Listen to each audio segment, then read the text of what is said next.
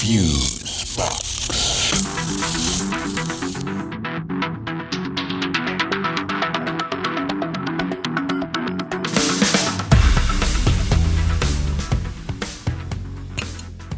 Alrighty, this is Fusebox number 115, Intermezzo. And you are just loitering between choruses. Those lazy bums. Why don't you get a job? And hey, get off my lawn! Hello, friends. Welcome into this edition of Fusebox number 115, musically entitled Intermezzo. And You will, of course, explain Most assuredly I will, Mr. Keynes, most assuredly I will. I will also tell you that I'm your thinking in a minor key, but playing in a major key host, Mark Rose. And you like that one, did you? Yeah, you got me on that one. Score one for me. Okay, over there, amidst the flashing knobs and blinking bells, is the Archbishop of Amplitude himself, Milt Keynes, everybody. Thank you kindly. So yeah, I gotta know what this title is all about, man. I thought it was some kind of fancy pizza or something. Well, no, it might have been known from time to time to be filled with cheese. But that's a pangolin of an entirely different color. Thank you. No, dear friends, for those not keen with some musical terminology, an intermezzo is a piece, or perhaps even pieces of music, that bridge between larger works. For instance, you have a great big symphonic intro, and then maybe followed by a very large thematic section, and then after the bombs and flamingos leave the orchestra pit, a dainty little number is placed afterwards to get you ready for the next big, huge, epic thematic thing. Is the dainty number named Bridget? Or maybe Candace? Maybe. More often than not, it's just a quiet interlude before the next onslaught of thematic brilliance. Okay. So this figures how? Well, I was pondering this very idea, actually, the other day, and... Naturally. Well, that, and do flamingos have eyelashes? And it dawned on me like a flash from the heavens. That, in a way, we find ourselves between two large events right now, and are in kind of the intermezzo part of this transition. Can you be more vague? Of course. Venus flytrap. Oh, yeah, now I get it. Actually, what I'm trying to say is, with the course of events of late, particularly the political ones, we've seen, the big intro of events, and we certainly have a pretty good idea of where they could go. But at present, we're in the middle of this transition, the intermezzo part of the process. See, what I know, and what the folks out there probably don't know, is that you actually do think of stuff like that. Doesn't everybody? Yeah, no. How unfortunate for them. So, do they? Okay, now you're being cryptic. No. Do flamingos have eyelashes? Well, you know what? I actually never found out. No, I was... They probably do have gills, though, right? Well, now, you see, that's an interesting notion. I'll put that on the search list, right under Do Rock Sing When No One Is Watching. Oh, no, I can answer that one. Oh, do tell. Yeah, answer is East Rutherford, New Jersey. Thank you. Thank you for clearing that up. I'm just doing my part here. Yes. Yes, you are. Friends, we have a fun show in store. We have a wonderfully odd and somewhat comforting piece in a sort of odd and yet wonderfully comfortable way from Jody Lorimer called Small Town American News. And we also have a visit with the dentist on tap. So what you did there? It's going to be one of those shows, isn't it? Can't stop it now. Yeah, way too late to get off this train. Be back with abundant frivolity and much, much less after this humble reset. We've secretly replaced Carl Sturley's morning coffee with sodium mono-fluoro-acetate. Let's watch. You know, that tastes a little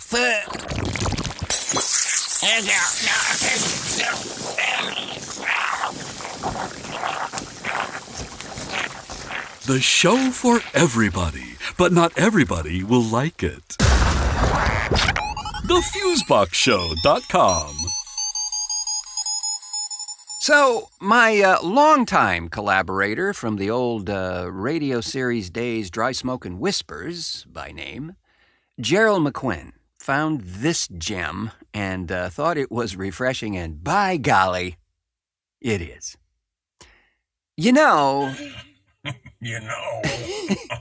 You know, I don't know about you folks, but I have been guilty a time or nine of taking a glance askance, a woefully dim view, perhaps even an irritated and acidic rumbling towards the behavior patterns of what is commonly referred to these days as the Millennials. Oh, hell, we got about 2,000 reasons, yeah? Yes, perhaps we mayn't.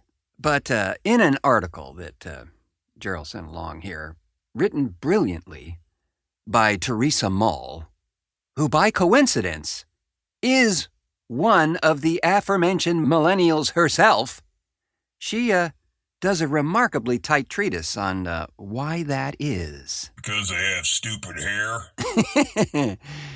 You're a really bad influence on me. No, really. Teresa explains that it's widely held that this generation, often called Generation Me, can place its blame for being rather, quoting Business Insider here, infamously narcissistic, entitled, lazy, and arrogant, is because of their parents. Yes. She posits that youth is a time to test the boundaries of your new life, do things that would make your parents cringe, or at the very least, shake their collective heads. Doing things that would make great stories to tell your grandchildren. But, she says, and quoting here now, Millennials aren't doing these things. And we're not much for starting families either. We aren't very adventuresome, particularly quirky, exciting, or excitable. Research shows we do far less drinking and fewer drugs than previous generations, and we aren't having as much sex. Either that, or we've finally figured out how to lie to pollsters. And she continues, giving Millennials the benefit of the doubt. It's great that we're not harming our bodies and souls with substances and immoral behavior, but if we're not partying, sowing our wild oats, being angsty and rebellious, and learning valuable lessons from our own dumb mistakes, what are we doing? Millennials are busy obsessively trying to impress others with their pseudo-enviable lives through filtered and photoshopped images on social media.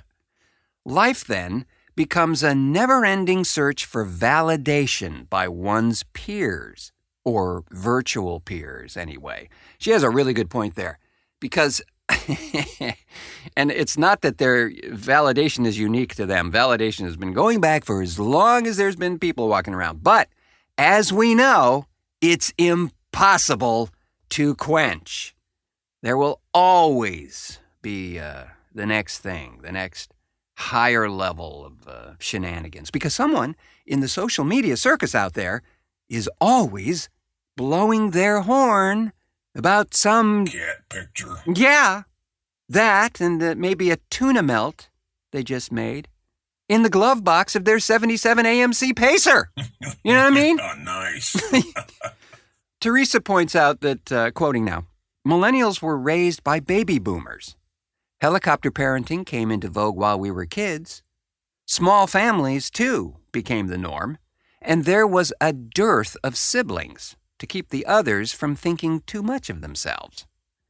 While we were smothered with attention and oversight, our every move uncomfortably monitored, we were at the same time neither sufficiently disciplined nor held to enough of a standard. Our parents created Generation Me by constantly telling us how great we were. Everyone was a winner. Everyone got a trophy. Nothing, save competition, was ever off limits. Saving sex for marriage, giving your child a normal name, staying married, and other traditional moral principles had been completely unwound from the pillar that holds a Christian society together by the time millennials came along. She also says that any radical or philosophical notions dealing with this here human existence, like those written by Hemingway or Fitzgerald or Edward Abbey or Tom Wolfe and the like, isn't even vaguely alluded to by today's, quote, artists, her quote.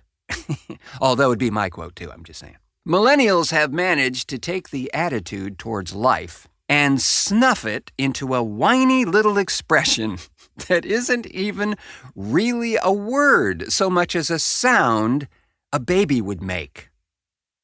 Meh. With Generation Me, or meh, there is no longer argument.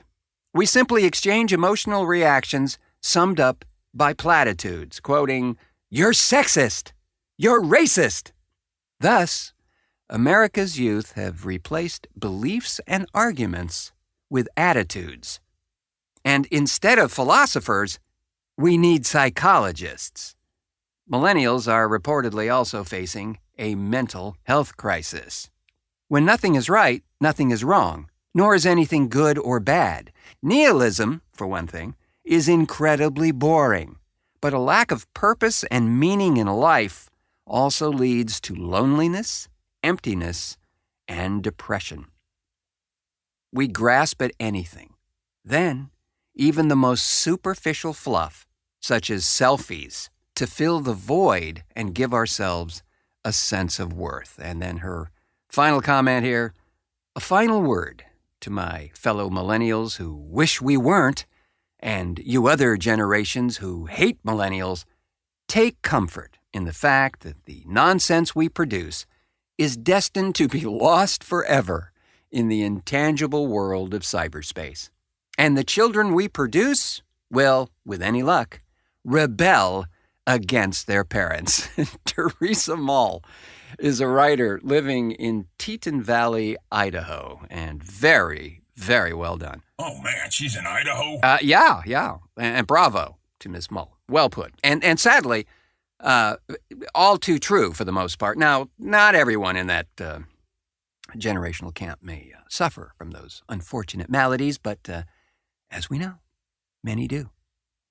And I know it's unfair to make generational comparisons, but the one thing that I noticed in many of the folks coming up was a complete lack of interest in the history of anything that they themselves might even be involved in. You know? I mean, if you're into filmmaking or music or anything like the arts of any kind, anything, wouldn't it be a grand idea to see what the folks have been doing before you were plopped out into this time-space adventure? It sure was to me, and I had to go back into the, World Book Encyclopedia. Yeah, and it's like a click away. Everything is out there. Exactly. There's really no excuse to not visit the history of a subject you're interested in. I mean, you don't even have to leave the couch. Or the back seat of your 77 Pacer. Exactly, or the back seat of your 77 Pacer.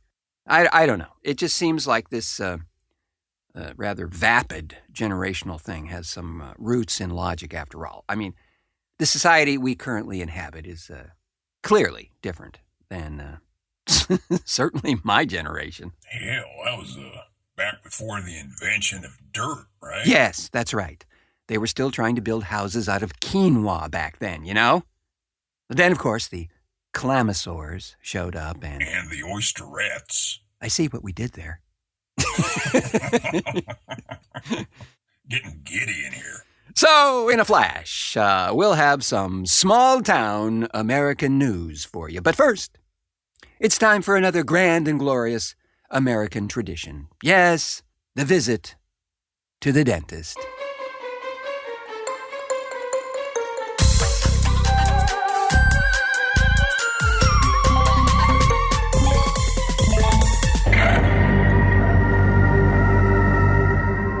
Somewhere in America, Sister Mary Margaret of Our Holy Lady of St. Bernard regrets her decision to get a root canal from Dr. Dave, Tourette's dentist. Oh, you have lovely gums, Sister Mary Margaret. Very nice indeed. Are you flossing regularly, sister? Rinse, please. Excellent. Very good. Beautiful gums. Number 4 periosteel, please. And how are you coming along with the new roof for the orphanage, sister? Scraper.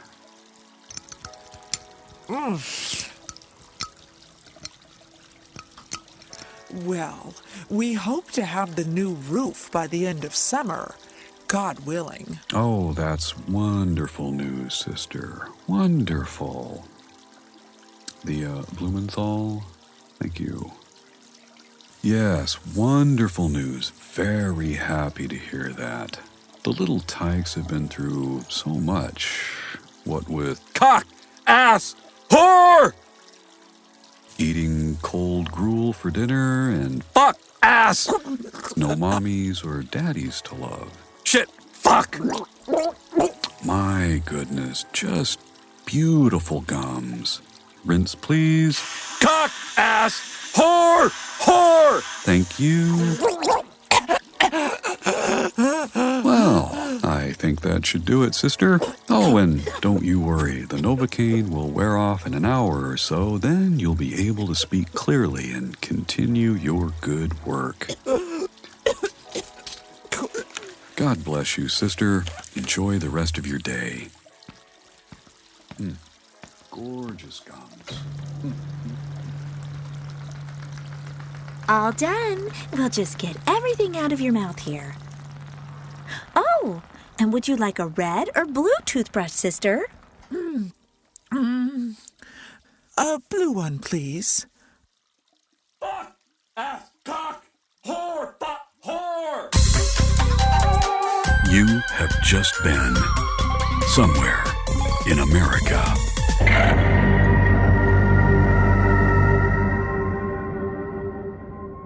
Yeah, like a guy who speaks his mind. You know? Yes, the always interesting Dr. Dave. I know, you can see it coming, but you want it to. Just the same, don't you? A frequent collaborator with us on Fusebox is Jody Lorimer, and she always chips in with some glorious offering and has a real treat here based on fact, folks. And maybe, just maybe, a tonic for these bombastic times we live in. All puns intended. Does the nightly news make you want to eat Tide Pods? If unrelenting talk of walls, wild-eyed brown people coming over walls, horrific tornadoes, melting ice caps, and imminent earthquakes have you cringing in a dark corner, then it's time to visit Small Town America News, where not much happens. It may not be Mayberry, but it's as close as we can get to staying sort of informed without wanting to throw ourselves from a high bridge onto a freeway at rush hour.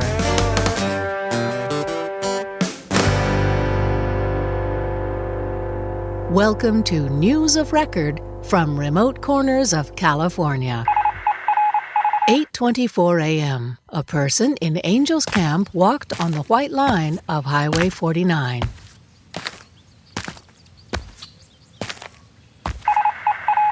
9:37 a.m. A man with no shirt rolled in the grass and screamed behind an old Wards Ferry Road business.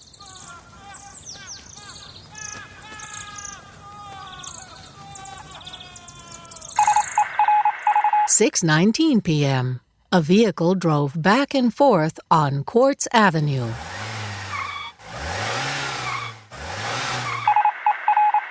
2:16 a.m. A person believed someone was on a Coyote Drive property with flashlights, but it was determined to be a stationary light on a building. 10:22 a.m. Someone went into a South Washington Street business and lit a chair on fire.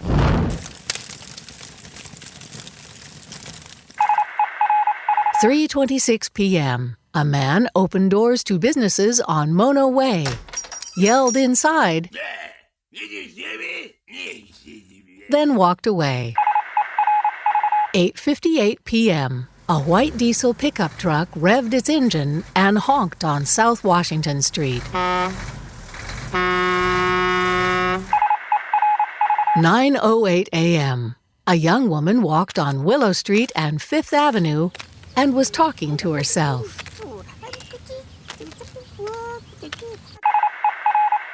2:28 p.m. A person at a home on Phoenix Lake Road dropped his phone between two couches. He was having trouble retrieving it because it was lodged in a track. 2:29 p.m. A person believed that a South Shepherd Street resident who was moving out set open bottles of liquor on their porch for people to take. My neighbors across the street are moving out, but I doubt they will be as neighborly as this guy. Trivial and annoying, these reports spark wonderment at the peculiar local residents and the patience of the police, but not Tide Pod ingestion worthy. So relax and rejoice that the most someone somewhere out there in this great land of ours has to worry about is some bonehead who lost his phone in a couch. Sanity is relative.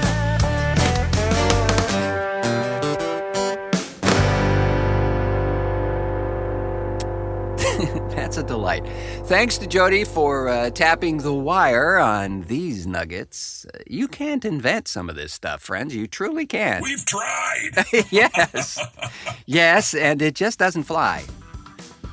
But with that, and those things over there, we'll call it a show and sling our intermezzos over our shoulders and crash down 3 or 4 flights of stairs, but not before thanking our wondrously ebullient cohorts in audio chaos, Aaron Lane, Jody Lorimer, and Jeff Pollard, for making this edition of Fusebox most musical, in a sort of totally not musical way at all. And thanks as well to the always capable but never handy Milt Keynes for technical assistance and stuff. Pleasure as always, amigo. Thanks as well to you, friends, for tirelessly pushing play on this edition of the show. And may I ever so gently urge you to subscribe if you have not already done so. It makes finding this program effortless. You will enjoy a truly Slack-rich delivery system, free of any involvement of your own. And isn't that what we all truly want? To be free of any involvement? And rich in slack. I have been your wondering what it sounds like to blow into the other end of a tuba host, Mark Rose, saying, until our next cartoon.